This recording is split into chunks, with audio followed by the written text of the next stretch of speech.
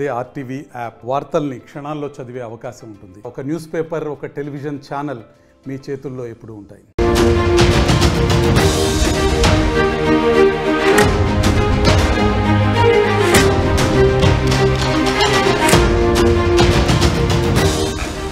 భారత అమల పొద్దులోకి మరొక బ్రహ్మాస్త్రం రాబోతోంది.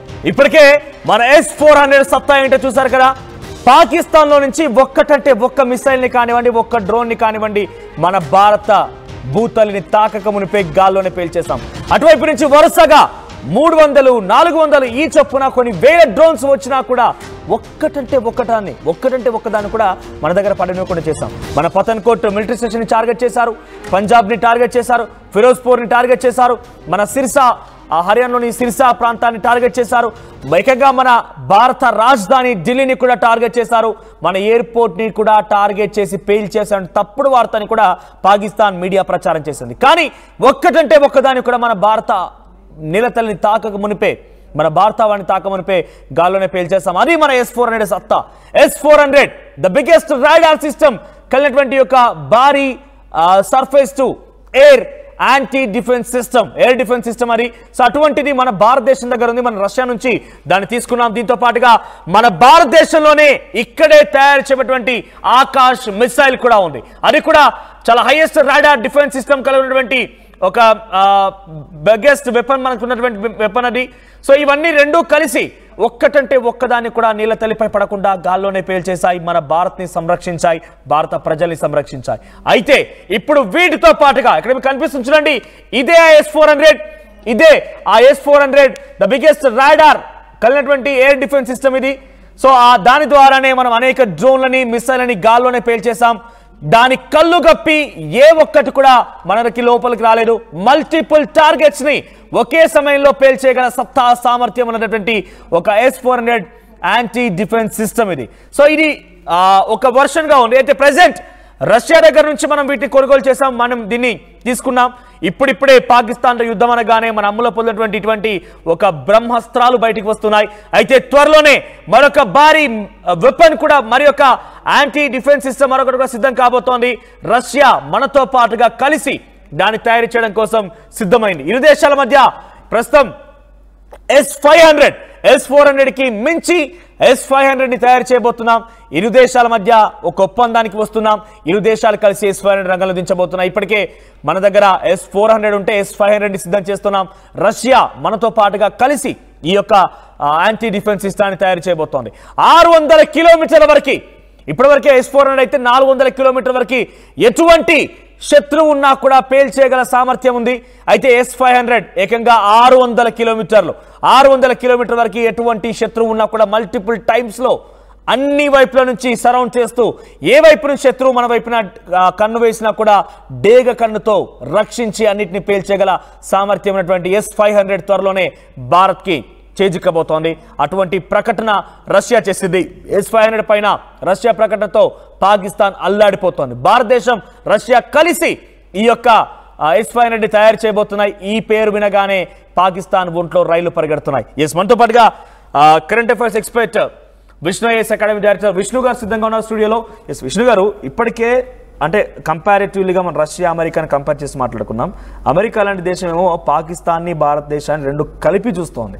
సో రెండు దేశాలతో నేను ట్రేడ్ చేస్తానంటోంది, రెండు దేశాల అభివృద్ధి కోసం సహకరిస్తానంటోంది. ఇక ట్రంప్ అయితే 1000 తర్వాత కశ్మీర్ గురించి మళ్ళీ యుద్ధం జరిగినా కూడా నేనే దాన్ని సొల్యూషన్ ఫైండ్ అవుట్ చేస్తాను, నేనే దానికి సమస్యను పరిష్కరిస్తానని చెప్పి ఒక రకంగా ఇరు దేశాలు సేమ్ అన్నట్టుగా మాట్లాడుతున్నారు. వాళ్ళు ప్రత్యక్షంగా ట్విన్ టవర్స్ పేల్చిన సమయంలో ఇదే పాకిస్తాన్ ఉగ్రవాదులు, జేడీ వ్యాన్స్ ఇక్కడ ఉన్నప్పుడే ఆ యుద్ధం పహల్గామ్ ఉగ్రదాడి జరిగింది, వాళ్ళు చాలా ప్రత్యక్షంగా చూశారు కూడా. అయినా కూడా పాకిస్తాన్తో కంపేర్ చేసి వస్తున్నారు. కానీ రష్యా లాంటి దేశం మనకు సపోర్ట్ ఇస్తోంది. S-500 లాంటి ఒక మళ్ళీ యాంటీ డిఫెన్స్ సిస్టాన్ని తయారు చేయడం కోసం అన్ని రకాల సిద్ధంగా ఉంది. సో ఎలా ఉండబోతుంది రష్యా సపోర్ట్తో భారత్, ఇంకా ఏం చేయవచ్చు అంటారు? ఖచ్చితంగా సార్, ఇక్కడ ముఖ్యంగా మనం గుర్తుంచుకోవాల్సింది ఏంటంటే, మనకి ఎవరైనా స్ట్రాటజిక్ అండ్ కాన్ఫిడెంట్, నమ్మకస్తులైనటువంటి దేశంతో మనకి ఎవరితోనైనా సత్సంబంధాలు ఉన్నాయంటే మొదటగా గుర్తొచ్చేది రష్యా. ఈ డిఫెన్స్ సిస్టంలో చూసినట్టయితే బ్రహ్మోస్, ఈ S-500, S-400, S-300 కన్నా ముందు బ్రహ్మాండమైనటువంటి missile BrahMos, surface to air missile. దాని రీచ్ వచ్చేసి 250 కిలోమీటర్స్ అండ్ వార్ హెడ్ వచ్చేసి nearly 300 kilometres. Nuclear war head అంటే న్యూక్లియర్ వార్ హెడ్ కూడా మనం పెట్టొచ్చు బ్రహ్మోస్ మీద. అసలు బ్రహ్మోస్ అంటే బ్రహ్మపుత్ర అండ్ సుఖాయి రెండు కలిపి, అంటే it is not indigenously developed, కానీ మనం రష్యా ఒక హెల్ప్ తీసుకున్నాము, మళ్ళీ మన ఇండియన్ DRDO ఇద్దరు కలిపి మన హైదరాబాద్ సెంటర్లోనే మ్యానుఫ్యాక్చర్ చేసినటువంటి వెపన్ బ్రహ్మోస్ మ్యానుఫ్యాక్చరింగ్ సెక్టర్ హైదరాబాద్లో ఉంది. సో ఈ బ్రహ్మోస్ చాలా సక్సెస్ఫుల్ మిజైల్. ఈ బ్రహ్మోస్ సక్సెస్ఫుల్ అయిన తర్వాత ఇప్పుడు మళ్ళీ మన ముందు పుతినే స్వతహాగా ఏమని ప్రపోజల్ పెట్టాడనంటే S-400 చాలా సక్సెస్ఫుల్గా మీరు ఇంప్లిమెంట్ చేశారు, అమెరికా నుంచి వచ్చినటువంటి వాటిని కూడా డిస్ట్రాయ్ చేసి వాళ్ళు కూడా ఫెయిల్యూర్ లాగా ఒప్పుకున్నారు, మా మిజైల్ సిస్టమ్ కన్నా మీ మిజైల్ సిస్టమ్ బాగుందని చెప్పేసి. సో పుతిన్ ఏమన్నాడంటే S-400 దాటేసి ఏదైతే 400 కిలోమీటర్ల రేంజ్ ఉండేదో దాన్ని 600 కిలోమీటర్ రేంజ్ చేసేలాగా టెక్నాలజీ ట్రాన్స్ఫర్ చేస్తూ, మా టెక్నాలజీని మీరు వాడుతూ మీ టెక్నాలజీని మేము వాడుతూ మన ఇద్దరం కలిసి మళ్ళీ ఎక్కడైతే బ్రహ్మోస్ తయారు చేసామో అదే సెంటర్లోనే మనము కనుక S-500 కనుక మనం మ్యానుఫ్యాక్చర్ చేస్తే ఖచ్చితంగా ఇది వరల్డ్లోనే the best missile, air missile, anti missile system లాగా ఎస్టాబ్లిష్ అయ్యే అవకాశాలు ఎక్కువగా ఉన్నాయని చెప్పారు. ఇది చాలా మంచి శుభ పరిణామము. మనం ఎవరినైనా ఇప్పుడు మనకు ఫ్రెండ్స్ ఎలా ఉంటారో అలా ఎవరైనా గుడ్డిగా నమ్మొచ్చు భారతదేశం అని అంటే అది రష్యానే. సో కానీ ట్రంప్ లాంటి వ్యక్తులు పదే భారతదేశం ప్రజలు చాలా మంచి వాళ్ళు, భారతదేశంలో ఉన్నటువంటి ప్రధాని మోదీ నా ఫ్రెండ్ అంటున్నారు, కానీ పాకిస్తాన్ కూడా సహకరిస్తామంటున్నారు. రష్యా ఆ రకంగా చేయడం లేదు. సో ఇప్పుడు రష్యా మనతో ఇన్వాల్వ్ అవ్వడం విషయం పైన ఇతర దేశాలు ఎలా చూడవచ్చు? వార్ ఎక్విప్మెంట్లో కానివ్వండి, చైనా డెఫినెట్గా మనకు ఫస్ట్ నుంచి కూడా కొంత గోడ మీద పిల్లగా చూస్తుంది, ఓకే. సో అటు అమెరికా కూడా ఇప్పుడు వద్దన్నా కూడా మళ్ళీ భారత్ ఈ రకంగా చేస్తున్న రకంగా ఏదైనా అటువంటి సిచ్యువేషన్ ఉండొచ్చు అంటారా? అంటే దీన్ని మనం చారిత్రాత్మకంగా చూడాలి సార్.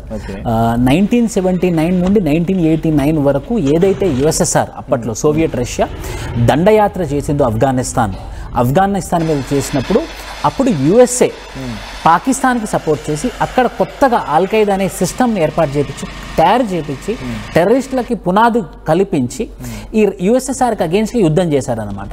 అసలుకి టెర్రరిజానికి బీజం పుట్టింది ఇక్కడే. అసలు ప్రపంచం మొత్తంలో టెర్రరిజానికి ఈ USAనే ఫండ్ చేసి రష్యాకి అగేన్స్ట్గా, USSRకి అగేన్స్ట్గా ఏదైతే వీళ్ళు స్టార్ట్ చేశారో ఆ టెర్రరిస్ట్ క్యాంప్స్ రష్యాని డిస్ట్రాయ్ చేయడం కోసం, అది చినిగి పెరిగి ఈరోజు పెద్ద ఒక కుంభ వృష్టి అయిపోయింది ప్రపంచానికి. అయితే ఈ రష్యా ఇప్పుడు గుర్తుంచుకుంటుంది అనమాట, ఓహో నేను ఆ రోజు ఆఫ్ఘనిస్తాన్ మీద నేను నా యొక్క స్ట్రాటజిక్ డెవలప్మెంట్ కోసం, ఎక్స్పాన్షన్ కోసం ఆఫ్ఘనిస్తాన్కి వెళ్తే పాకిస్తాన్ USA ఒక సపోర్ట్ తీసుకొని నాకు అగేన్స్ట్గా మీరు యుద్ధం చేశారు. సో నేను ఖచ్చితంగా పాకిస్తాన్కి సపోర్ట్ చేయను, ఎందుకంటే ఒకప్పుడు నాకు అగేన్స్ట్గా 10 సంవత్సరాలు యుద్ధం చేశారు. అది గుర్తుంచుకునే రష్యా మనతో ఫ్రెండ్షిప్ చేస్తుంది అనమాట. ఆ ఫ్రెండ్షిప్లో మనం ఎప్పుడు రష్యాని మనము మోసం చేయలేదు, రష్యా మనం మోసం చేయలేదు. కాబట్టి ఇరు దేశాల మధ్య ఫ్రెండ్షిప్ అమెరికాకి కొంత కయ్యాన్ని రేపెట్టించే అవకాశం లేదంటారు, ఎందుకంటే ట్రంప్ చెప్పిందే వినాలన్న ఉద్దేశంతో ఆయన ద్రోహంకారంతో పోతున్నారు. ట్వీట్లు చూసినా ఇరు దేశాల మధ్య నేను సమన్వయం కుదిర్చాను, 1000 ఏళ్ల తర్వాత కాశ్మీర్తో గొడవ బిడ్డ కూడా నేనే సాల్వ్ చేస్తా అని చెప్పే మాటలు చూస్తుంటే అహంకారం కనిపిస్తోంది. ఒక రకంగా అమెరికన్స్ కూడా యాక్సెప్ట్ చేయాల్సిందే, ఒక దుందుడుకు స్వభావం కలిగినటువంటి వ్యక్తి ట్రంప్. సో ఇప్పుడు ఈ రష్యాకి పుతిన్ కి మోదీకి మధ్య ఈ ఫ్రెండ్షిప్ ని, మిస్సైల్ తయారీని ఇవన్నీ చూసి ఎలా ఉండే అవకాశం ఉంది రేపటి రోజున? మరింతగా అమెరికాని మీరు అంటున్నట్టుగా గతంలో ఆఫ్ఘనిస్తాన్ని, పాకిస్తాన్ని ఉగ్రవాదాన్ని పెంచి పోషించింది, ఫండింగ్ ఇచ్చింది వీళ్ళే. ఖ్వాజా ఆసిఫ్ కూడా వీళ్ళ వల్లేమే ఉగ్రవాదాన్ని పెంచి పోషిస్తున్నాం కూడా మాట్లాడుకొచ్చారు. సో ఇప్పుడు భారత్ అమెరికాకి విభేదాలు ఉండే అవకాశం లేదంటారా? భారత్కి అమెరికాకి విభేదాలు ఉన్నా కూడా ఒకప్పుడు వరల్డ్ 1, వరల్డ్ 2, ఇప్పుడు మల్టీపోలార్ వరల్డ్. అంటే వరల్డ్ 1 అంటేనేమో US హెడ్ చేసేది, వరల్డ్ 2 ఏమో USSR హెడ్ చేసేది. ఇలా 2 ప్రపంచాలుగా డివైడ్ అయిపోయింది ప్రపంచం మొత్తం. ఇప్పుడు ఏమైంది? Multipolar world which is called as non alignment moment. మనం నాన్ అలైన్మెంట్ మూమెంట్లో ఉన్నాం. ఫర్ ఎగ్జాంపుల్ మొన్న కొలంబో ఒక న్యూస్, ఒక మీడియా కాన్ఫరెన్స్లో వాళ్ళ గవర్నమెంట్ ఏమని చెప్పిందనంటే పాకిస్తాన్ కొలంబోని రీచ్ అయింది, అంటే శ్రీలంకన్ రీచ్ అయింది. శ్రీలంకన్ రీచ్ అయ్యి ఏమని అడిగిందనంటే మేము మీ భూభాగాన్ని మేము వాడతాము, వాడి మేము సౌత్ ఇండియాని డిస్ట్రాయ్ చేస్తాము, మీరు మాకు పర్మిషన్ ఇస్తారా అని చెప్పేసి పాకిస్తాన్ ఆర్మీ శ్రీలంకన్ రీచ్ అయిందనమాట. అప్పుడు శ్రీలంకన్ డిప్లొమాట్స్ ఓపెన్గా వాళ్ళు మీడియా కాన్ఫరెన్స్లో ఏమని చెప్పారు అని అంటే, మేము మా భూభాగాన్ని ఎవరికి ఇవ్వము, మాకు ఎవరితోని వీయమొద్దు, మాకు ఎవరితోని కయ్యమొద్దు, మేము నాన్ అలైన్మెంట్ మూమెంట్లో ఉంటాము, మేము థర్డ్ వరల్డ్ అంటే మల్టీపోలార్ వరల్డ్, మాకు మేము ఎవరితో అనుసంధానంలో ఉండమని చెప్పేసి క్లియర్ కట్గా చెప్పింది అనమాట, which is called as non aligned strategic positions. So అదే ఇప్పుడు నువ్వు నా మాట నాకు ఖచ్చితంగా వినాలి అని అంటే పాతకాలంలా లేదు. ఇప్పుడు టెక్నాలజీ పెరిగింది, డిఫెన్స్ సిస్టమ్స్ పెరిగాయి, ఎకనామికల్ గ్రోత్ అవుతుంది. భారతదేశం అయితే ఏకంగా ప్రపంచంలోనే 3వ ఆర్థిక వ్యవస్థ సూపర్ పవర్ లాగా ఎదిగింది. నువ్వు నా చెప్పినట్టు వినాలి అంటే 1940s కాదు, ఇది 1950s కాదు, 1960s కాదు. సో ఖచ్చితంగా సీజ్ ఫైర్ జరిగింది ట్రంప్ ఇన్వాల్వ్మెంట్ వల్లే, ట్రంప్ చెప్పడం వల్లే సీజ్ ఫైర్ అండర్స్టాండింగ్ అనేది వచ్చింది అనేది అందరూ అనుకుంటున్నమాట. సో ఆయన చెప్పడం వల్ల జరిగిందంటే రేపటి రోజున ఇది రెటిలేట్ అవకాశం లేదా? ఖచ్చితంగా రెటిలేట్. ఇప్పుడు ఫర్ ఎగ్జాంపుల్ 5 గంటలకి సీజ్ ఫైర్ అనేది స్టార్ట్ అవుతుంది, ఎవరు బాంబులు వేయొద్దు అని అంటే ఆ పాకిస్తాన్ వాడు 2 గంటలలో బాంబులు వేయడం మొదలుపెట్టాడు. ఇప్పుడు వానికి ఏదైతే సహజమైనటువంటి గుణం ఉంటుందో అది మారదు కదా. సో అది చూపిస్తూనే ఉన్నాడు. అంటే దాని అర్థం ఏంటి, సీజ్ ఫైర్ వయోలేషన్ జరిగింది. మరి నువ్వు నిజంగా అంత పెద్ద మనిషివే అయితే మరి నువ్వు చెప్పిన విని పాకిస్తాన్ ఇటు ఇండియా ఖాళీ కూర్చోవాలి కదా. మరి పాకిస్తాన్ బాంబు వేసింది, మనది మనం కాపాడుకోవాలి కాబట్టి మనం బాంబు వేసాము. మరి నీ సీజ్ ఫైర్ ఏమైంది, వయోలేట్ అయిపోయింది. మరి నువ్వు 1000 సంవత్సరాల తర్వాత కూడా సొల్యూషన్ ఇచ్చే మనిషి అయినప్పుడు 2-3 గంటలలోనే ఖతం అయిపోయింది కదా మీరు చేసినటువంటి సీజ్ ఫైర్ అగ్రిమెంట్. మరి ఎక్కడుంది మీరు దానికి పటుత్వం లేదు కదా. పహల్గామ్ ఉగ్రదాడి ఘటన రోజు కూడా జేడీ వ్యాన్స్ ఇక్కడే ఉన్నారు. ఆయన ఐ స్ట్రాంగ్లీ సపోర్ట్ ఇండియా అన్నారు, కండోలెన్సెస్ తెలియజేశారు. సో భారతదేశం నిజంగానే ఉగ్రవాదుల నుంచి బాధించబడుతుందంట మాట్లాడుకొచ్చారు ఆయన. కానీ మనం 2 రోజుల క్రితం చూస్తే IMF ఫండ్స్ సో వాళ్ళ డబ్బులు వెళ్ళిపోయాయి. తర్వాత ఆయన 2 దేశాలకు సమాంతర దూరంగా ఉంటామని చెప్పారు. డొనాల్డ్ ట్రంప్ అయితే ఏకంగా Pakistan and India should maintain deescalate the war situation అని చెప్పి మళ్ళీ మెయింటైన్ పీస్ అంటున్నారు. అంటే రెండింటిని కలిపే చూస్తున్నారు వాళ్ళంతా కూడా. ఉగ్రవాద దేశంతో ఒక సాంప్రదాయం కలిగిన దేశం కానివ్వండి, సబ్ కాంటినెంట్ లాంటి ఒక భారతదేశం, అఖండ భారతదేశాన్ని కలిపి చూడడం ఎలా చూడాలి? ఖచ్చితంగా ఇండియా అనేది ఎప్పటి సబ్ కాంటినెంట్, 140 crore పాపులేషన్, వాళ్ళ మహా అయితే 15 కోట్ల పాపులేషన్ ఉంది. మన దగ్గర ఉన్న వెపన్ సిస్టమ్, వాళ్ళ దగ్గర ఉన్న వెపన్ సిస్టమ్, మన ఎకానమీ వాళ్ళ ఎకానమీ. అసలు నిజం చెప్పాలంటే మనం గనక వాళ్ళ మీద యుద్ధం చేస్తే పిచ్చుక మీద బ్రహ్మాస్త్రం చేసినట్టు. వాళ్ళెక్కడ మనం ఎక్కడ. సో వాళ్ళకి మనకి పోటీ అనేది లేదు. ఈ పోటీ లేకపోయినా కూడా కన్నింగ్ నేచర్ ఏదైతే పాకిస్తాన్ దగ్గర ఉందో ఆ కన్నింగ్ నేచర్ని మనం అరికట్టడానికే, వాళ్ళని ఎండగట్టడానికే మనం ముందుకు వస్తున్నాం. సో ఇది ట్రంప్ చెప్పినంత మాత్రానో లేకపోతే పుతిన్ చెప్పినంత మాత్రానో మనం మాత్రం ఖచ్చితంగా ఈ టెర్రరిస్టులు లొంగిపోయేంత వరకు మనం ఆగేది లేదు. టెర్రరిస్ట్ రావాలన్నింటినీ కుప్పగూల్చేంత వరకు మనం ఆగేదైతే లేదు. ఇప్పుడు ఈ S-500 కూడా పాకిస్తాన్తో యుద్ధం ఇంకా తీవ్రతరం కాబోతుంది కాబట్టి మనం రెడీ చేస్తున్నాం అనుకోవచ్చు సార్? ఖచ్చితంగా సార్. అంటే 2 అనుకోవచ్చు. ఒకటేమో రష్యాకి ఇండియాకి సంబంధం పెరుగుతుంది అనుకోవచ్చు. ఒక సత్ బిహేవియర్, ఒక ఫ్రెండ్షిప్, స్ట్రాంగ్ ఫ్రెండ్షిప్ అయితే ఎస్టాబ్లిష్ అవుతుంది అనుకోవచ్చు. ఒకటి, మనం రష్యాకి ఎంత దగ్గర అయితే USA ఏమనుకుంటుందంటే నాకు నువ్వు అంత దూరం అవుతున్నావు అనుకుంటున్నావు. సో మనం రష్యాకి ఎంత దగ్గర అయితే వాళ్ళకి అంత, ఇప్పుడు మనం S-500 చేస్తే వాళ్ళు ఇంకా తగ్గుతూ ఉంటారు. సో ఇది ఒక విధంగా మనం రష్యాతోని మమేకమై S-500 చేసుకుంటే అది మన బెనిఫిట్. ఎందుకనంటే మనకు స్ట్రాటజిక్ వెపనరీ సిస్టమ్ని మనం ఎస్టాబ్లిష్ చేసుకోవాల్సిన అవసరం, మన ప్రజల్ని కాపాడుకోవాల్సిన అవసరం మనకుంది. ఇప్పుడు ఆయనను మెప్పించాలనో ఈయనను మెప్పించాలో అని చెప్పేసి మనం వెపన్ సిస్టమ్ని డెవలప్ చేసుకోకపోతే నష్టపోయేది మనమే. ఆల్రెడీ ఇంకో విషయం చెప్పాలి అని అంటే మీకు ఒక ఎగ్జాంపుల్ చెప్తాను ఒక నిమిషంలో. ఇజ్రాయెల్ ఎంత పవర్ఫుల్ అంటే ఈ 1948 తర్వాత వాళ్ళు ఇజ్రాయెల్ మొత్తం కాన్సాలిడేట్ చేసిన తర్వాత సిరియా, లెబనాన్ వీళ్ళన్నీ కూడా న్యూక్లియర్ బాంబ్స్ తయారు చేద్దామని వాళ్ళు రెడీమేడ్గా మెటీరియల్, యురేనియం ఎన్రిచ్మెంట్ చేస్తే ఇజ్రాయెల్ ప్రతి ప్లాన్ని ఫ్లాప్ చేసింది వాళ్ళని. కానీ ఇండియా ఎప్పుడైతే న్యూక్లియర్ బాంబ్ తయారు చేస్తుందని పాకిస్తాన్ ముందుకెళ్తుందో ఫ్రెండ్షిప్ పీస్ అని చెప్పేసి వాళ్ళు న్యూక్లియర్ బాంబ్ చేసేంత వరకు కూడా ఇండియా సైలెంట్గా ఉంది. అదే మనం కూడా ఇజ్రాయెల్ యొక్క స్ట్రాటజీని ఇంప్లిమెంట్ చేస్తుంటే ఆ పాకిస్తాన్కి ఈరోజు న్యూక్లియర్ బాంబ్ వచ్చేది కాదు, పిచ్చోడి చేతిలోకి రాయి వచ్చేది కాదు. ఓకే. సో ఇప్పుడు వాళ్ళంతా అంటే మనం ఆ పీస్ అంటూ మెయింటైన్ చేసాం కాబట్టి ఈడి దాకా వచ్చింది. లేదంటే నిజంగా ఇప్పటికీ నిజంగా తలుచుకుంటే పాకిస్తాన్ అల్లాడిపోయేది, వాళ్ళ దగ్గర న్యూక్లియర్ వార్ హెడ్స్ ఉండేవి. సో ఇప్పటికి కూడా భారతదేశం ఆపరేషన్ సింధూర్ ఇక్కడితో ఆగిపోయినట్టేనా? సీజ్ ఫైర్ అనేది ఇంకా ఈరోజు కొనసాగే అవకాశం ఉంది? రోజు మీటింగ్ ఎటువంటి డిస్కషన్ జరిగే అవకాశం ఉంది? అవును సార్, ఈ రోజు 2:30కి DGMOs మీటింగ్ ఉంది. మనము 2:30కే పెట్టాము, వాళ్ళు 2:30కే పెట్టారు. కానీ మనమైతే సాధ్యమైనంత వరకు, వాళ్ళు ఎస్కలేట్ చేయనంత వరకు, వాళ్ళు బార్డర్ ఏరియాస్లో ఎలాంటి బాంబింగ్ చేయనంత వరకు మనం ఖచ్చితంగా మనమైతే చేయకూడదన్న ఉద్దేశంతోనే ఉన్నాము. కానీ ఇప్పుడు పందిని తీసుకుపోయి సింహాసనం మీద కూర్చుండబెట్టినంత మాత్రాన అది అవ్వదు కదా. అదే విధంగా వీళ్ళని ఎంత చేసినా కూడా వీళ్ళు మళ్ళీ బాంబులు వేయడం, ఈ టెర్రరిస్టులు బాంబులు వేయడం ఆపరు, ఈ ఆర్మీ బాంబులు వేయడం ఆపరు. కాబట్టి మనం కంటిన్యూ చేయాల్సిందే. కంటిన్యూ చేస్తూ వాళ్ళ terrorist స్థావరాలని కుప్పగూల్చి POK సాధించాల్సిందే.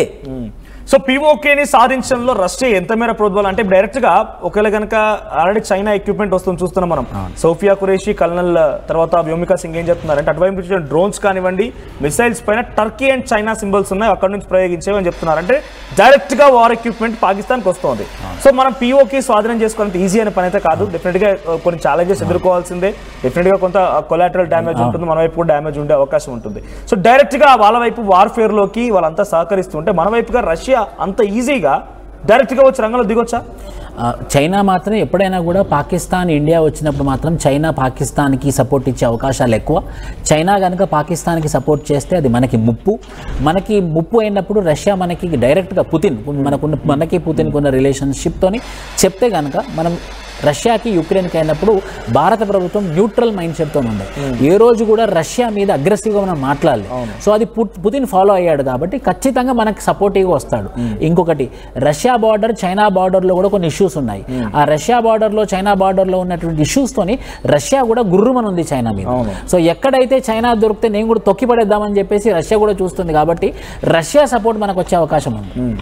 So Russia direct గా వస్తే నెక్స్ట్ వార్ఫేర్ ఎలా ఉండబోతుంది? రష్యా డైరెక్ట్ వచ్చేసిందంటే ఇక చాలా పెద్ద మీరు అన్నట్టు కొలాటరల్ డ్యామేజ్ అవుతుంది. చాలా పెద్ద యుద్ధ వాతావరణం, ప్రపంచం మొత్తం ప్రపంచం World War III రాకపోవచ్చు, కానీ ఒక భయంకరమైనటువంటి యుద్ధ వాతావరణం అయితే ఖచ్చితంగా నెలకొంటుంది. అటువైపు ఇజ్రాయెల్, లెబనాన్, సిరియా, ఇక్కడ రష్యా, ఉక్రెయిన్, ఇండియా, పాకిస్తాన్ ఇవన్నీ కూడా ఆ సిమ్టమ్స్ ప్రపంచం మొత్తం కూడా ఒకసారి అల్లాడిపోయే అవకాశం అయితే ఉంది. ఇంకొకటి ఒక్క విషయం సార్, మళ్ళీ మొన్న cabinet committee on security Israel Benjamin Netanyahu I think May 7th రోజు ఒక మీటింగ్ పెట్టాడు. క్యాబినెట్ కమిటీ ఆన్ సెక్యూరిటీ వాళ్ళ గవర్నమెంట్లో వాళ్ళు ఒక రెజల్యూషన్ తీసుకొని వచ్చారనమాట, కాంకర్ గాజా అని.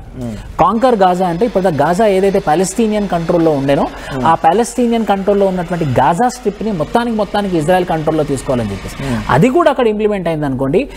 వెస్ట్ ఏషియాలో యుద్ధం, ఇండియాలో యుద్ధం, సెంట్రల్ ఏషియాలో యుద్ధం, రష్యా చైనా బార్డర్లో యుద్ధం, చిందరవందర ప్రపంచమే అల్లకల్లోలమయ్యేదైతే జరిగే అవకాశాలు చాలా ఎక్కువ. సో ఇప్పుడు దాదాపుగా యాజ్ పర్ నౌ 40 ఎయిర్ బేస్లు ఉన్నాయి పాకిస్తాన్లో. దానిలో యాక్టివ్గా ఉన్నాయి 30 ఎయిర్ బేస్లు మాత్రమే. మనం ఆల్రెడీ 11 ఎయిర్ బేస్లు లేపేశారు, 9 టెర్రర్ క్యాంప్స్ని లేపేశారు. సో వాళ్ళ దగ్గర దాదాపుగా 40% ఎక్విప్మెంట్ ఆ ఎయిర్ బేస్లు లేపేసిన తర్వాత చాలా క్లియర్గా మేము మొదటి నుంచి చెప్తుంది ఒకటే, వేలు చూపిస్తే చైనా నరికేసాం. వాళ్ళు ఎక్కడి నుంచి అయితే ఎయిర్ క్రాఫ్ట్లని లేకుంటే ఎయిర్ జెట్స్ని డ్రోన్స్ని ప్రయోగిస్తున్నారు, ఆ స్థావరం లేపేసిన తర్వాత వాళ్ళ దగ్గర నో యూజ్. ఇక ఇంతో వాళ్ళ దగ్గర ఉందనంటే కేవలం దయాదాక్షిణలతోని అడుక్కునే బుద్ధి మాత్రం కనబడుతుంది. ఎక్కడికి వెళ్ళినా కూడా ప్రపంచ దేశాలు మొత్తం తిరిగిపోయి మమ్మల్ని కాపాడండి అని చెప్పడం జరుగుతుంది. సో ఇప్పుడు పాకిస్తాన్ దగ్గర ఏం ఆప్షన్ ఉంది నిజంగానే? ఇంకా కూడా వాళ్ళు ఏమంటున్నారంటే మేము భారత రఫేల్ యుద్ధ విమానాల్ని పేల్చేసాం, భారత ఎయిర్పోర్ట్ని పేల్చేసాం.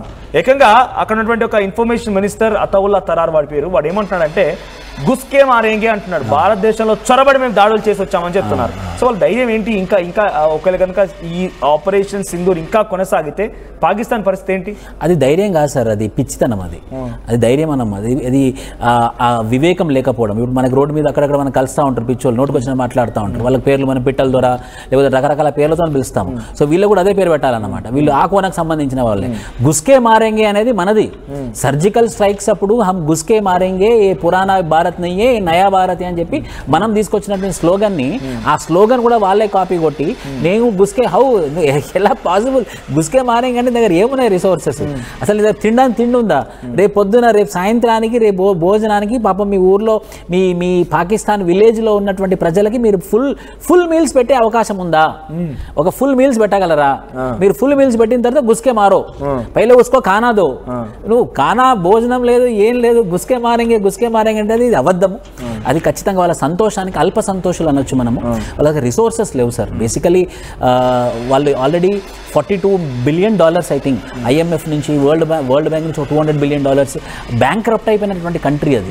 ఆ బ్యాంక్రప్ట్ అయినటువంటి కంట్రీ ఐబీ పెట్టడానికి రెడీగా ఉంది. దట్ ఆల్మోస్ట్ అక్కడ ఉన్నటువంటి international airports, railway systems, main equipment resource మొత్తం కూడా చైనా మార్టిగేజ్ చేసింది. చైనా దగ్గర అంటే వాళ్ళు మార్టిగేజ్ చేశారు అంటే కుదో పెట్టారు మన భాషలో చెప్తే. కట్టనప్పుడు వచ్చి తీసుకొని పోతారు వాళ్ళు. చైనా తీసుకోవడం మన గోల్డ్ చైన్ కుదో పెడితే వాడు గోల్డ్ చైన్ ఎలా తీసుకొని వెళ్ళిపోతాడో అదేవిధంగా కుదో పెట్టారు. అంటే మీరు చెప్తున్నట్టుగా నిజంగా పాకిస్తాన్ పరిస్థితి ఎలా ఉందనంటే వాళ్ళు నిజంగా ఇక్కడికి వెళ్ళి అడుక్కున్నామని అడుక్కునే పరిస్థితి, అటువంటి సిచ్యువేషన్ ఉంది. అటువంటి పాకిస్తాన్ మన భారతీయులను ఉద్దేశించి ఒక వారం రోజుల క్రితం వరకు రక్తాలు సింధు జలాల్లో పారిస్తామని చెప్పడం, ఏకంగా కాశ్మీర్ని పైన స్పష్టమైన భావన ఉందని చెప్పి ఆసిమ్ మునీర్ లాంటి పాక్ చీఫ్ చెప్పడం, వీళ్ళందరూ చెప్పడం చూసారు. సడన్ గా వాళ్ళ సైడ్ నుంచే సీజ్ ఫైర్ ఇనిషియేట్ అయింది కదా. ఏం జరిగి ఉండొచ్చు అంటే భయపడిపోయి సీజ్ ఫైర్కి వచ్చారా, లేకుంటే ఆల్టర్నేటివ్ ఏదైనా ప్లాన్ ఉండే అవకాశం ఉందా?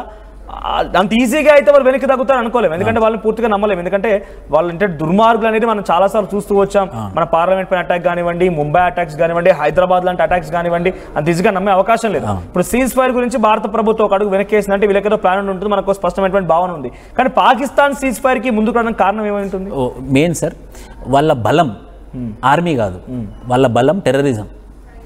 వాళ్ళు ఏమనుకుంటున్నారంటే ఆర్మీతోని యుద్ధం చేస్తే భారతదేశం మీద ధర్మయుద్ధం అవుతుంది. ఈ ధర్మయుద్ధంలో నేను గెలవలేను, ఎందుకంటే వాళ్ళు బలవంతులు. సో నేను గెలవాలి అంటే ఎలా, నేను వెనకదారి నుంచి దొడ్డిదారి నుంచి దెబ్బతీయాలి. దొడ్డిదారి నుంచి దెబ్బతీయడానికి నేను ఆల్రెడీ టెర్రరిజాన్ని పెంచి పోషించాను. సో ఈ టెర్రరిస్ట్తోనే బెదిరిద్దాము, మళ్ళీ అదే పోకటతో పోదాం, మనము వీళ్ళతోనే గెలవలేము. ఇప్పుడు ఏమవుతుంది, మనం ఎవరితో బలవంతంతో మనం కానప్పుడు మనం ఏం చేస్తాం, వెనుక నుంచి అటాక్ చేస్తాం కదా. అదేవిధంగా వీటితోనా ముందు నుంచి గెలవలేను నేను. మరి ఏం చేయాలి ఈ సమయంలోనంటే వెనక నుంచి టెర్రరిస్టుల ద్వారా వీళ్ళని భయపెట్టించేద్దాము. పహల్గామ్ లాంటిది, పుల్వామా లాంటిది, ఊరి లాంటిది, లేకపోతే హైదరాబాద్ లాంటివి ఇలా బెదిరించుకుంటూ వాళ్ళని టెర్రరైజ్ చేద్దాము. వాళ్ళతోనైతే యుద్ధం వద్దు. సో వాళ్ళ బలం ఎప్పటికీ ఆర్మీ కాదు, వాళ్ళ బలం ఎప్పుడు ఎకానమీ కాదు, వాళ్ళ బలం ఎప్పుడు ప్రజాస్వామ్యం కాదు, వాళ్ళ బలం ఎప్పుడు ప్రజలు కాదు, వాళ్ళ బలం టెర్రరిజం. టెర్రరిజం మీద బతుకుతున్నటువంటి మనుషులు, భయపెట్టించి బతుకుతున్నటువంటి మనుషులు, వాళ్ళకి మనతోని ఎలా సరిపోటు, వాళ్ళు మనకి ఎందులో సరిపోతారు మనకి. సో వాళ్ళ అది మనసులో పెట్టుకొని, రెండోదేమో మా దగ్గర డబ్బులు లేవు, రిసోర్సెస్ లేవు, ఆల్రెడీ $1 బిలియన్ అప్పు తెచ్చుకుంటూ 10 రోజులు గడుస్తుంది, ఆ 10 రోజుల తర్వాత ఎలా అని వాళ్ళ ప్రైమ్ మినిస్టర్కి అవగాహన ఉంది సార్. ఆయనకి షరీఫ్కి చాలా క్లియర్ కట్ అవగాహన ఉంది. అందుకే అతను పార్లమెంట్లో వాళ్ళ నేషనల్ అసెంబ్లీలో చాలా క్లియర్ కట్గా చెప్పేశాడు, మన పరిస్థితి బాగా లేదు, దయచేసి అర్థం చేసుకోండి, మనం యుద్ధంకి పోలేమని చెప్పాడు. ఈ ఆర్మీ ఏదైతే ఆరగంట ఆర్మీ ఉందో, ఈ ఆరగంట ఆర్మీలో ఉన్నటువంటి ఈయన మనిషి ఆసిమ్ మునీర్, వీడు ఒక ఇస్లామిస్ట్, ఫండమెంటలిస్ట్, ఒక టెర్రరిస్ట్, ఒక ఆర్మీ ముసుగులో ఉన్నటువంటి టెర్రరిస్ట్. పాక్ ఆర్మీ చీఫ్ గాడు ఉగ్రవాదుల ప్రతినిధిగా ఉన్నాడు, ఉగ్రవాదుల ప్రతినిధిగా ఒక ఆర్మీ డ్రెస్ వేసుకున్నటువంటి ఉగ్రవాది. సో వీడి ఇది ఏంటంటే ఎట్టి పరిస్థితుల్లో ఇప్పుడు నాకు అవకాశం వచ్చింది, నేనేంటో నా పాకిస్తాన్ ప్రజలకు చూపించి నేను ప్రెసిడెంట్ లా మారుతాను, నేను ప్రెసిడెంట్ అవుతాను. ఎలాగైతే ఇంతకుముందు జనరల్ అయూబ్ ఖాన్ లియాఖత్ అలీని చంపేసి అయూబ్ ఖాన్ ఎలాగైతే ఒక ప్రెసిడెంట్ లాగా అయ్యాడో మిలిటరీ కూప్ ద్వారా, అదే ఉపాయంతో ఈయన ఉన్నాడు అన్నమాట. ఆసిమ్ మునీర్ అనేది ప్రధాని చంపేసి, పాకిస్తాన్ ప్రధాని చంపేసి ఆ స్థానంలో కూర్చోాలని ఆలోచనతో. సో ఇక్కడ వన్ థింగ్, పాకిస్తాన్ ఆర్మీ దగ్గర అంత శక్తి సామర్థ్యాలు లేవు, ఎందుకంటే అక్కడ ఉన్నటువంటి ఆఫీసర్లే రిజైన్ చేసి వెళ్ళిపోయారు. ఉగ్రవాదే వాళ్ళ లక్ష్యం, ఉగ్రవాదం కూడా అణచివేశాం మనము. సో అంటే ఇప్పుడు సీజ్ ఫైర్ యొక్క ఉద్దేశం కొంత రోజుల పాటుగా భారత్ని నమ్మించి కొంత దేశాల యొక్క మద్దతు కూడా గట్టి సైలెంట్ అయిపోయి మళ్ళీ ఉగ్రవాదాన్ని పెంచే ఆలోచనలో ఉన్నారా? అంతే సార్, వీళ్ళ కథే ఇది. అంటే ఇప్పుడు మేము వెనక్కి తగ్గుతాము, మా వల్ల కాదు, మాకంత బలం లేదని అంటారు. మళ్ళీ ఒక 2-3 నెలలు పోయిన తర్వాత మళ్ళీ ఒక ఉగ్రవాద చర్య చేస్తారు, మళ్ళీ ప్రజలని భయభ్రాంతులకు చేస్తారు, కామన్ పబ్లిక్ని. వీళ్ళ పనే ఇదనమాట. అదే అల్లా చెప్పాడని అంటారు, లేకపోతే అదే అని రాంగ్ ప్రొపగాండాతో ముందుకెళ్తున్నటువంటి వ్యవహారం ఇదంతా. రైట్. సో ఇక్కడ నిజంగా నేనే చెప్పాను, నేను ఎవరైతే మన దేశంలో ఉండి మనకు సపోర్ట్ చేయకుండా పాకిస్తాన్ పాట పాడతారో వారి నాలుక చీరేయాలి, దాంట్లో మీరు కూడా బాధ్యులుగా ఉండండి. ఎందుకు ఈ మాట ఇప్పుడు నేను చెప్తున్నాను ఇక్కడ అన్ టాపిక్గా ఉందనంటే, ఇప్పుడు చెప్పండి పాకిస్తాన్ పైన మనం గెలుస్తామా అనంటే గెలవదు అని చెప్పి 91% మంది, గెలుస్తున్న 9% మంది. నాకు అర్థం కావట్లేదు మీరు ఎవరి గురించి సపోర్ట్ చేస్తున్నారు, ఎవరి గురించి మాట్లాడుతున్నారు అనేది ఒకసారి PCR అది కూడా క్రాస్ చెక్ చేసుకోండి. ఇప్పుడు చెప్పండి పాకిస్తాన్ పైన మనం గెలుస్తామనే దానికి గెలవమని 91% మంది. విష్ణు గారు ఇటువంటి కామెంట్స్ వస్తున్నాయి. అంటే ఇప్పుడు సీజ్ ఫైర్ అగ్రిమెంట్ మనం కొంత అండర్స్టాండింగ్లో ఉన్నాం కాబట్టి ప్రజల్లో కొంత వ్యతిరేకత వచ్చిందా, లేకపోతే నిజంగా ఇక్కడ మన దగ్గర మన సోషల్ మీడియాని లేకపోతే ఇప్పుడు RTV లైవ్ని కూడా పాకిస్తాన్ సైబర్ టీం ఏదైనా హ్యాక్ చేసి ఈ రకంగా దుర్మార్గంగా పాల్పడి ఈ ఓటింగ్లో పాల్గొంటుందా? 90% అండి మనం గెలవమని చెప్పి కామెంట్ చేస్తాం. అంటే ఏమైందంటే సార్, ఇప్పుడు మన కేంద్ర ప్రభుత్వం ministry of communications and information technology ఏమని చెప్పిందంటే there is high chance of cyber attacks, ఒకటి నెంబర్ 1. సో ఈ హై ఛాన్స్ ఆఫ్ సైబర్ అటాక్స్లో వీళ్ళు కనుక ఏదైనా ఒక వైరస్నో ఏదో ఒకటి పంపించి అది నెగిటివ్గా వచ్చే అవకాశాలు కూడా ఎక్కువగా ఉన్నాయి. ఒక్కసారి మళ్ళీ చెప్తాను ఇక్కడ నేను. ఇప్పుడు చెప్పండి, పాకిస్తాన్ మనపై గెలుస్తుందా అంటే గెలవదు, అక్కడ 13% మంది గెలుస్తుందని చెప్తున్నారు. సో 13% మంది గెలుస్తుందని, 80% మంది గెలవదని. ఈ 13%, 14% అంటే మీలో ఉన్న దుర్మార్గులే కదా, మీ పక్కన ఉన్నటువంటి నికృష్టులే కదా. సో ఈ 14% మంది, 100లో 14% మంది, 14 మంది ఇంకా పాకిస్తాన్ గెలుస్తుందనే భావనలో ఉన్నారంటే ఏంటి దుర్మార్గం? అంటే ఇక్కడ మీరు యుద్ధం అంటే మీరు చెప్పండి, పొలిటికల్ సినారియోగా ఆలోచించాలా దీన్ని? సీజ్ ఫైర్ని ఒప్పుకున్నాం కాబట్టి, లేకపోతే ఇక్కడ నిజంగానే అటువంటి సిచ్యువేషన్ ఉందా? అసలు ఈ రకంగానే మాట్లాడే వారిని ఎలా చూడాలి మనం? ఖచ్చితంగా సార్ అవగాహన లేదు. ఆ అవగాహన రీత్యం ఎందుకు అని అంటే ఇప్పుడు మనకున్న వెపనరీ మీకు చెప్తాను సార్, మన బలాలు చెప్తాను. 15 లక్షల ఇన్ఫాంట్రీ ఉంది మన దగ్గర, వాళ్ళ దగ్గర 6 లక్షల ఇన్ఫాంట్రీ ఉంది. మన దగ్గర 3 లక్షల ఒక మిజైల్ హెడ్స్ ఉన్నాయి, అక్కడ నియర్లీ 60,000 మిజైల్ హెడ్స్ ఉన్నాయి. మన దగ్గర న్యూక్లియర్ వార్ హెడ్స్ ఒక 400 ఉన్నాయి, వాళ్ళ దగ్గర ఒక న్యూక్లియర్ హెడ్స్ 32 ఉన్నాయి. ఇలా లెక్కలు వేసుకొని వెళ్తే ఇండియా బలం చాలా పెద్దది. ఇది బ్రహ్మాస్త్రం మనది. సో అంటే ఇది అవగాహన రత్యం కానివ్వండి, లేకపోతే అవగాహన లేకపోవడం కానివ్వండి. సో ఆ యొక్క సందర్భాలలో మన భారతదేశం యుద్ధంలో గెలవదేని కొందరు అనుకుంటారు, లేకపోతే యుద్ధం ఎందుకులే అనే వాళ్ళు కూడా నో అని పెట్టే అవకాశం ఎక్కువగా ఉంది. But however 100% of the people. ఒక్కసారి కృష్ణ గారు, ఐ అపోలజైజ్, క్వశ్చన్ ని మళ్ళీ చెప్తున్నాను. పాకిస్తాన్ పైన రైట్, ఇప్పుడు చెప్పండి, పాకిస్తాన్ మనపై గెలుస్తుందా? ఇది మిమ్మల్ని అడగాలనుకుంటాం. మీరు కామెంట్ చేయండి, నేను మీ కామెంట్స్ చదువుతాను. చాలా మంది మీ అభిప్రాయం చెప్తున్నారు కదా. ఇప్పుడు చెప్పండి, పాకిస్తాన్ మనపై గెలుస్తుందా? రష్యా మనకు సపోర్ట్గా వస్తోంది. S-500 లాంటి మరొక అద్భుతమైనటువంటి ఒక డిఫెన్స్ సిస్టమ్ మన రంగంలో దించబోతున్నాం. S-400 ఇప్పటికే పాకిస్తాన్ చుక్కలు చూపిస్తోంది. అక్కడి 11 ఎయిర్ బేస్లు లేపేశాం, 9 టెర్రర్ క్యాంప్స్ లేపేశాం. విష్ణు గారు చెప్తున్నట్టుగా అక్కడ వాళ్ళ యొక్క మెయిన్ స్థావరాల్ని మట్టుబెట్టాం. సుమారుగా 9 టెర్రర్ క్యాంప్స్ లో నుంచి 200 మంది ఉగ్రవాదుల్ని మట్టుబెట్టాం, నేలకూర్చాం. అక్కడ ఎటువంటి పరిస్థితుల్లో కూడా ఆప్షన్ లేదు. 40% పాకిస్తాన్ మొత్తాన్ని కూడా మనం అల్లాడించేసాం. 40% వాళ్ళ ఎయిర్ బేస్ మొత్తం కూడా నాశనం అయిపోయాయి. మీరు చెప్పండి, ఇప్పుడు పాకిస్తాన్ మనపై గెలుస్తుందా? ఈ సత్తా పాకిస్తాన్కు ఉందా? మీరు రాజకీయంగా ఆలోచించకండి. ఈ సందర్భంలో మీరు మోదీ వెనక్కి తగ్గారని కానీ, ప్రభుత్వం వెనక్కి తగ్గిందని కానీ, ఆర్మీ పర్సన్స్ వెనక్కి తగ్గారని కానీ ఇవన్నీ ఆలోచించాల్సిన అవసరం లేదు. మన దేశం కొంత ఇబ్బందుల్లో ఉన్నప్పుడు అందరూ కూడా సమిష్టిగా ఉండాల్సిన బాధ్యత, కర్తవ్యం మనపైన ఉంది. ఒకసారి మీరు కూడా నాతో పాటుగా మేరా భారత్ మాతా కి జై, భారత్ మాతా కి జై, మేరా భారత్ మహాన్ ఈ నినాదాన్ని కొనసాగించండి. సో భారత్ కి ఎటువంటి సపోర్ట్ మీరు ఇస్తారనేది మీ కామెంట్ చేయండి, మీ విషెస్ తెలియజేయండి. ఎస్, చాలా మంది ఇక్కడ విషెస్ కంటిన్యూ చేస్తున్నారు. గెలుస్తుందా అంటే నో అంటున్నారు. మీకు ఒక డెఫినెట్ గా మీ నుంచి నేను ఇంకా లైవ్ కంటిన్యూ చేస్తాను. మీరు నాకు ఒక నమ్మకం ఇవ్వండి. ఈ 15% మంది ఎవరైతే గెలుస్తుందని చెప్పారో వాడిని పటాపంచలు చేయండి. 100% వరకు మనమే గెలుస్తామని చెప్పాలి. మీరంతా మీ ఫ్రెండ్స్ కి షేర్ చేయండి, మీ రిలేటివ్స్ షేర్ చేయండి, మీ గ్రూప్స్ లో షేర్ చేయండి లింక్ ని. ఇక్కడ పోల్లో ఇప్పుడు చెప్పండి, పాకిస్తాన్ మన పైన గెలుస్తుందా అనేటువంటి ఈ పోల్లో 100% వచ్చేంత వరకు ఎవరు కూడా ఉపేక్షించగలరు. ఎందుకంటే ఆ 16% ఇంకా పెంచుతున్నారు దాన్ని. పాకిస్తాన్ మనపై గెలుస్తుందా అంటే గెలవదు అని చెప్పి 84% అని చెప్తే గెలుస్తుంది అని చెప్పి 16% మంది అంటున్నారు. ఆ 16 అయ్యేంత వరకు మీరు షేర్ చేయండి, ప్రతి ఒక్కరికి పంపించండి. ఎందుకంటున్నారంటే ఈ 16 మంది నికృష్టులు, దుర్మార్గులు మన దగ్గర ఎవరో ఉన్నారు. అదే జరిగిందా? లేదు అంటే కనుక ఆర్టీవీ లైవ్ ని అక్కడి నుంచి ఎవరైనా హ్యాక్ చేసి ఈ రకంగా పోల్ చేసే ప్రయత్నం చేశారు, ఈ రకంగా మీరు డామినేట్ చేసే ప్రయత్నం చేశారు. ఎందుకంటున్నారంటే 16% మంది పాకిస్తాన్ గెలుస్తుందని చెప్తారా? పాకిస్తాన్ మనపై గెలుస్తుందా అంటే గెలవదు అని చెప్పాల్సినటువంటి మీరు గెలుస్తుందని కామెంట్ చేస్తున్నారు, గెలుస్తుందని పోల్లో పార్టిసిపేట్ చేస్తున్నారంటే ఏంటి దుర్మార్గం?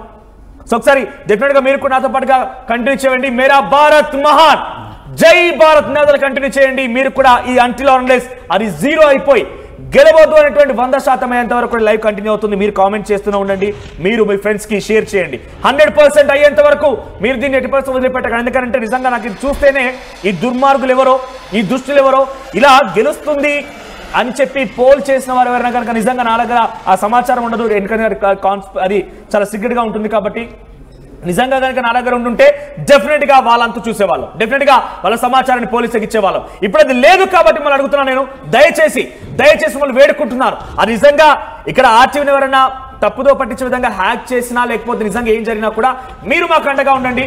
మీ నుంచి మేము సమాధానం రాబడుతున్నాం. పాకిస్తాన్ మనపై గెలుస్తుందా అంటే గెలవదు అనే సమాధానాన్ని 100% వచ్చేంత వరకు కూడా నేను ఉపేక్షించను. డెఫినెట్గా మీరంతా నాకు సపోర్ట్ చేయాల్సిందే. దయచేసి మనం వేడుకుంటున్నాను. అక్కడ నాకు ఆ నెంబరింగ్ చూస్తేనే ఇబ్బందిగా ఉంది. మీరందరికీ షేర్ చేయండి. దాన్ని ఎట్టి పరిస్థితుల్లో కూడా గెలుస్తుంది అనేటువంటి ఆప్షన్ని ఎవరికి ఇవ్వకండి. ఎవరికి ఆ గెలుస్తున్న ఆప్షన్ ఇవ్వకుండా దాన్ని పటాపంచలు చేశారు. అవసరమైతే ఇక వాళ్ళని మీరేం చేస్తారో తెలియక ఆ పోలింగ్ మొత్తం క్రిస్ క్రాస్ చేసేంత వరకు దయచేసి ఊరుకోకండి. ఎస్ విష్ణు గారు, నిజంగా నాకైతే ఇబ్బందిగా ఉంది. పాకిస్తాన్ మనపై గెలుస్తుందా అంటే 16% మంది గెలుస్తుందని చెప్తున్నారు. దీన్ని ఎలా చూడాలి? పొలిటికల్గా ఆలోచించాలా, ఎలా చెప్పాలి?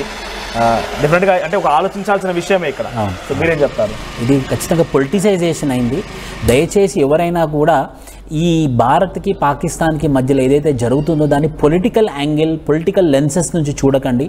ఇది రాజకీయం కాదు, ఇది భారత భవిష్యత్తు, భారత పౌరుల యొక్క భవిష్యత్తు.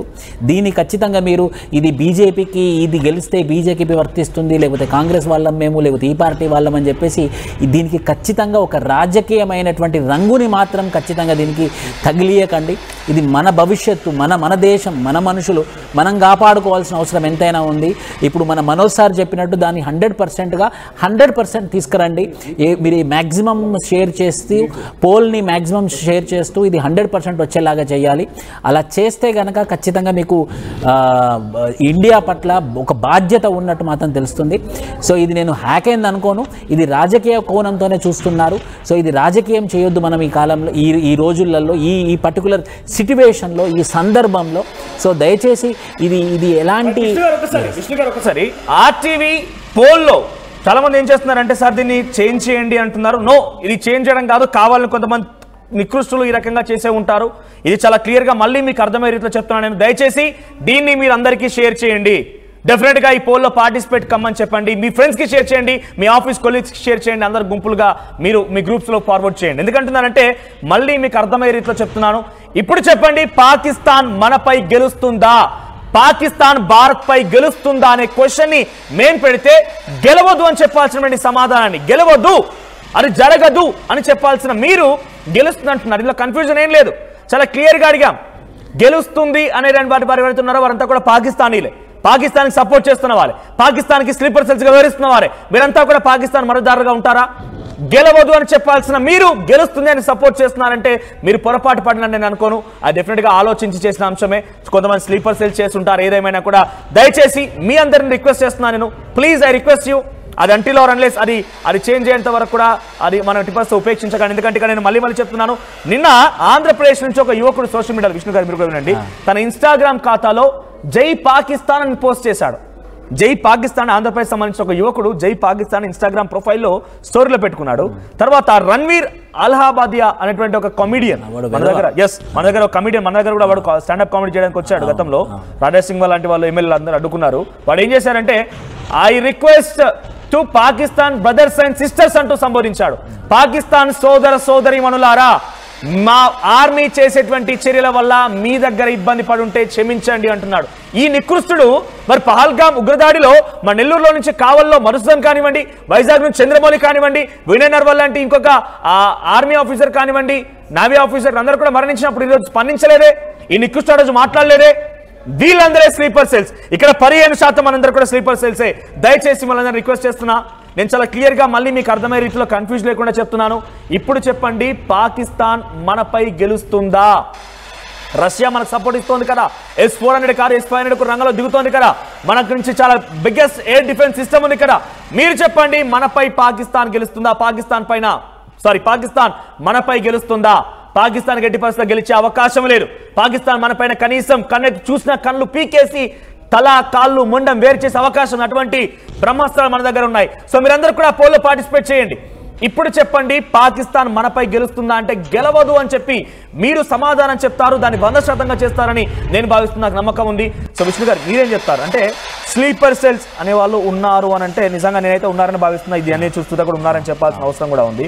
అటువంటి వాటిని ఫైండ్ అవుట్ చేయాలంటే ఏం చేయాలి? అంటే ఇంతకుముందు చెప్పినట్టు ఒకటి రాజకీయ రంగు తగలకూడదు, రెండోది రిలీజియస్ రంగు కూడా తగలకూడదు. మతాలకు సంబంధించి మనం పాకిస్తాన్ మీద యుద్ధం చేస్తున్నాం, ఇస్లాం మీద కాదు. భారతదేశం secular country, Pakistan Islamist country. మనకి ఇస్లాంతో ఎలాంటి, ఇస్లాం మీద కాదు మన యుద్ధం జరుగుతుంది టెర్రరిస్టుల మీద. సో దయచేసి అందరూ గుర్తుంచుకోండి, ఇస్లాం పాకిస్తాన్ రెండు ఒకటి కాదు, రెండు ఎప్పటికీ ఒకటి కాదు. ఎవరైనా ఆ ఉద్దేశంతో ఉండి పాకిస్తాన్ గెలుస్తుంది, జై పాకిస్తాన్ అంటే మీరు నేషనల్ సెక్యూరిటీ ఇష్యూ అన్నమాట. అది నేషనల్ సెక్యూరిటీ ఇష్యూ అన్నమాట అది. రైట్. అంటే ఇప్పుడు ఇటువంటి స్లీపర్ సెల్స్ ఎట్లా ఫైండ్ అవుట్ చేయాలి మనం? సో ఒకటి సైబర్ కోఆర్డినేషన్ కమిటీ అని ఒకటి ఉంది, ఐసీసీసీ. ఆ సైబర్ కోఆర్డినేషన్ కమిటీ ఈ సైబర్ మనం ఎక్కడెక్కడైతే వీళ్ళు ఉన్నారో, ఎవరు మెసేజ్ చేస్తున్నారో వాళ్ళ ఐపీ అడ్రస్తో మనం కనిపెట్టవచ్చు. ఎందుకనంటే ఇప్పుడు ఆ 17% మేము అంటే ఆర్టీవీ తరపు నుంచి వాళ్ళని కనుగొనే ప్రయత్నం చేస్తున్నాము. ఎవరెవరు ఎక్కడైతే పాకిస్తాన్ గెలుస్తుందని మెసేజ్ పెట్టారో అది తప్పు. అది తల్లి రొమ్ము మీద కాళ్ళతోని తన్నినట్టు అవుతుంది. మన దేశాన్ని చాలా మంది ఏమంటున్నారంటే సార్ మేము కన్ఫ్యూజ్ అయ్యామంటున్నారు. సో ఇక్కడ కన్ఫ్యూజన్ నేను భావించాను. కాకపోతే మీ అందరి కోసం మళ్ళీ నేను మీ రెస్పాన్స్ తెలుసుకోవాలి కాబట్టి ద పోల్ని ఎండ్ చేసి మళ్ళీ మీకోసం పోల్ పెడుతున్నాను. సేమ్ పాకిస్తాన్ పై మనపై గెలుస్తుందా, పాకిస్తాన్ మనపై గెలుస్తుందా అనే దాని కాకుండా మీకు ఒక మళ్ళీ పోల్ వస్తుంది. ఆ పోల్లో మీరు రెస్పాండ్ కానీ దయచేసి నాకు 100%గా మీ నుంచి రిజల్ట్ వస్తుందని భావిస్తున్నాను. అంటే ఒకసారి S400కి సంబంధించి ఆ దృశ్యాలను చూద్దాం, మళ్ళీ మీ దగ్గరికి వస్తాను.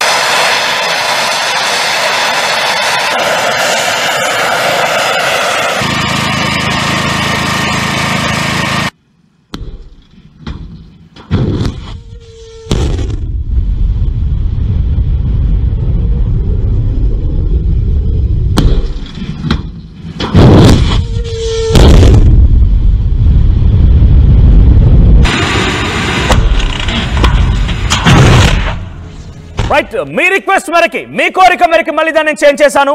ఇప్పుడు చెప్పండి గెలుపు ఎవరిది? మీకు అర్థమవుతుంది కదా, దీనిలో కన్ఫ్యూజన్ ఏం లేదు కదా. భారత్ పాకిస్తాన్ అంటే ఇప్పటికీ 2% మంది పాకిస్తాన్ అంటున్నారు. ఇక చెప్పండి మీరు, ఎటువంటి స్లీపర్ సెల్స్ మన దగ్గర ఉన్నారు, ఎటువంటి వాళ్ళు ఇంకా పాకిస్తాన్ వైపుగా చూస్తున్న వాళ్ళు అర్థం చేసుకోండి. 2% ఇప్పటికి. ఎస్, 1% పాకిస్తాన్ సపోర్ట్ ఉంది. ఆ 1% కూడా కిల్ చేయండి. నాకు 100% కావాల్సిందే. నా దగ్గర ఉంటూ, నా దగ్గర తిండి తింటూ, నా దగ్గర జీవితం గడుపుతూ, భారతదేశంలో ఇక్కడే బతుకుతూ ఉపాధి పొందుతూ, నా దగ్గర ఇన్ ద సెన్స్ భారతదేశంలో ఇక్కడే ఉంటూ మీరు పాకిస్తాన్ సపోర్ట్ చేస్తారా? నాకు ఆ 1% కూడా కిల్ చేయండి. 100% భారత్ అనే రావాలి. ఇదొకటి సపోర్ట్ చేయాల్సిన అవసరం. ఎందుకు ఇది పదే చెప్తున్నానంటే ఇది మనలో ఐక్యతగా ఉండాల్సిన అవసరం ఉంది, ఐక్యంగా ముందుకెళ్లాల్సిన అవసరం ఉంది. మీరందరూ కంటిన్యూ చేయండి ఈ భారత్ అనేటువంటి దానికి. ఇప్పుడు చెప్పండి గెలుపు ఎవరిది? భారత్ పాకిస్తాన్ అంటే 100% వరకు మీరు భారత్ అని పోల్ చేసేంత వరకు ఇలా కొనసాగుతూనే ఉంది. మీరు కూడా నాతో పాటుగా భారత్ మాతాకి, భారత్ మాతాకి ఈ నినాదం పాకిస్తాన్ వరకు వినిపించాలి. ఇంకా ఎవరైనా స్లీపర్ సెల్స్ మన పక్కనే ఉంటే కనుక వాని చెవులో నుంచి రక్తం కారాలి. 99% భారత్ అని అంటున్నారు. కేవలం 1 మినిట్లోనే సుమారుగా 2000 మంది పోలింగ్లో పాల్గొంటే 99% భారత్ అనే ఉంది. కానీ ఒక్కడెవడో, ఆ దుర్మార్గుడు ఒక్కడెవడో, ఆ 1% వాళ్ళు ఎవరో పాకిస్తాన్ సపోర్ట్గా ఉంటున్నారు. అంటే నేను చెప్తున్నాను, అందుకే పదే స్లీపర్ సెల్స్ లాంటి వాళ్ళు ఉంటారు. రణ్వీర్ వాడొక స్లీపర్ సెల్. నిన్న ఆంధ్రప్రదేశ్లో ఎవరో ఒక యువకుడు జై పాకిస్తాన్ పెట్టుకున్నాడు, వాడు ఒక స్లీపర్ సెల్. ఇంకా కూడా చాలా మంది, నేను ఆశ్చర్యపోయాను, కొంతమంది తెలిసిన వాళ్ళు. ఎస్, మళ్ళీ 2% పెరుగుతోంది. దయచేసి మీ ఫ్రెండ్స్కి షేర్ చేయండి. ఇటువంటి దుర్మార్గులు కనీసం ఎంట్రీ ఇవ్వకండి. దుర్మార్గులకు ఇంకా పాకిస్తాన్ వారిని ఆ సపోర్ట్, పాకిస్తాన్ దానికి కనీసం మద్దతుగా నిలిచేవారిని వాళ్ళని అవసరమైతే నాలుక చీరేయండి అవసరమైతే. ఎస్, నేను ఈ మాట న్యూస్ నుంచి మాట్లాడుతున్నందుకు నేను అపాలజైజ్ తెలియజేస్తున్నాను, క్షమించండి. కానీ నిజంగా రక్తం మరుగుతుంది. ఎందుకంటే ఇక్కడ బ్రతికి ఇప్పుడు నేను మాట్లాడే భాష ఎవరికి అర్థమవుతుందండి? ఈ లాంగ్వేజ్ ఎవరికి అర్థమవుతుంది? తెలుగు వాళ్ళకే కదా. తెలుగు 2 రాష్ట్రాలే కదా ఉంది. సుమారుగా అటు ఇటు కొడితే ఇక్కడ 4 కోట్లు, అక్కడ ఒక సుమారుగా 5 కోట్లు, సుమారుగా అటు ఇటుగా 10 కోట్ల జనాభా ఉందనుకోండి. ఇక్కడ వాళ్ళే కదా చేసే వాళ్ళంతా కూడా, ఇక్కడ అర్థమయ్యే భాష వాళ్ళే కదా. మరి అర్థమయ్యే భాష వాళ్ళు తెలుగువాడిగా నువ్వు నికృష్టుడా, నీచ్ కమిన్ కుత్తే పాకిస్తాన్ సపోర్ట్ చేస్తావేరా? నాకు అర్థం కాదు. పాకిస్తాన్ సపోర్ట్ చేసి పాకిస్తాన్ వైపుగా ఓటేస్తావా? ఇక్కడ ఇంకా 1% కంటిన్యూ అవుతోంది. 1% పాకిస్తాన్ అంటున్నారు. దయచేసి ఇటువంటి వాళ్ళని గుర్తించండి. ఆ 1% వాళ్ళని అంతమొందించాల్సిన అవసరమైతే పరుగులు పెట్టించండి, పోలీసులకు అప్పగించండి. ఎందుకంటున్నాను ఈ మాట అంటే, ఒకవేళ నాకే కనుక ఆప్షన్ ఉండి ఆ 1% ఇవ్వడం తెలిసినా గానా నేను ఇచ్చేవాడిని. కానీ అక్కడ ఆప్షన్ ఉండదు, 1% ఇవ్వడానికి మాత్రం తెలియదు. కాబట్టి మిమ్మల్ని కోరుతున్నాను, మీరు 100% వరకు దాన్ని కంటిన్యూ చేయండి. అట్ ది సేమ్ టైం ఈ 1% ఎవరైతే ఉన్నారో వాళ్ళు ఎలా గుర్తించాలంటే కొంత అనుమానాస్పదంగా ఉంటారు. ఇటీవల కాలంలో నేను ఒక 2 సిచ్యువేషన్స్లో కొందరు ఫ్రెండ్స్ చెప్తుంటే విన్నాను. వాళ్ళ కొలీగ్స్ ఎవరో, వాళ్ళకి సంబంధించిన వ్యక్తులు ఎవరంట నిజంగానే పాకిస్తాన్ పైన భారత్ దాడి చేసిందా అని అనుమానంగా వ్యక్తం చేస్తున్నాడంట. భారత్ నిజంగానే పాకిస్తాన్ మీద దాడి చేసిందా అంటే, అరే నీచుడా, నువ్వు ఇక్కడే ఉంటున్నావు కదా, చాలా సేఫ్గా ఉన్నావు కదా, ఇక్కడే తిండి తింటున్నావు కదా, ఇక్కడే ఉపాధి పొందుతున్నావు కదా, ఇక్కడే ఉద్యోగం చేస్తున్నావు కదా, ఇక్కడే అంతా నీ బతుకుంది కదా, నీ ఫ్యామిలీ మొత్తం ఇక్కడే సేఫ్గా ఉంది కదా. పాకిస్తాన్ శత్రుదేశం వచ్చి మనపై దాడి చేసింది, మనం తిప్పి దాడి చేసి పాకిస్తాన్ ఓడగొట్టేసాం, పాకిస్తాన్ అంతు తేల్చామంటే నిజంగా జరిగిందంటావంటే నాకు అర్థం కాదు. ఇలాంటి నీచ్ కమిన్ కుత్తేలు ఏమనాలా మనం? ఇటువంటి వాళ్ళు 1%లో అంటే 1%లో ఇటువంటి వాళ్ళే ఉంటారు. సో మీ పక్కన కూడా ఈ రకంగా అనుమానం వ్యక్తం చేసిన వాళ్ళు కానివ్వండి, సోషల్ మీడియాలో సపోర్ట్ చేసే వాళ్ళు కానివ్వండి, ఈ రకంగా 1%, 2% ఇంకెవరైనా ఉండుంటే కనుక డెఫినెట్గా వాళ్ళని గుర్తించండి. డెఫినెట్గా వాళ్ళని గుర్తించి పోలీసులకు సమాచారం ఇవ్వండి.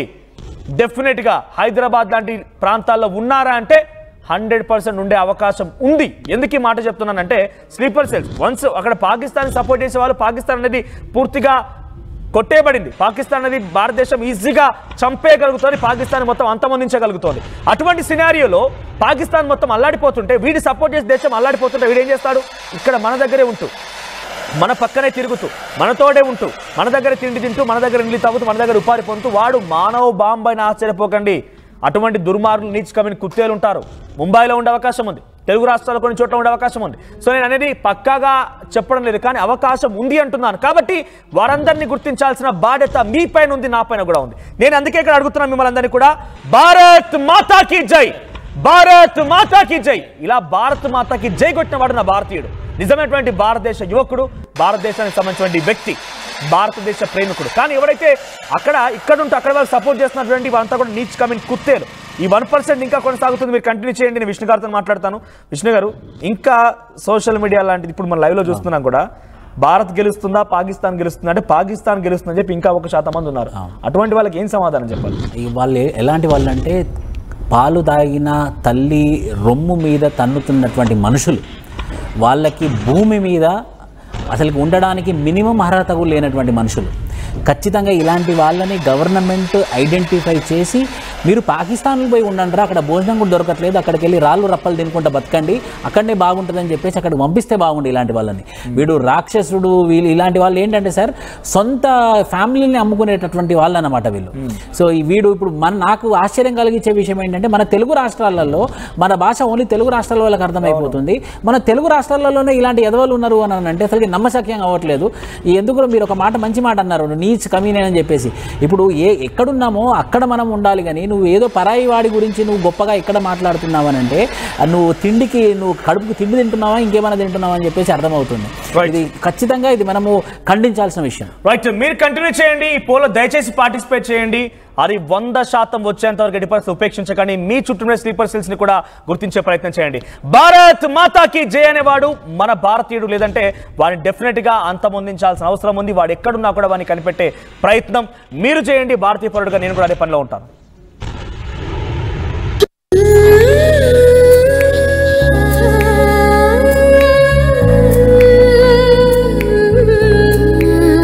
Gokulam Signature Jewels.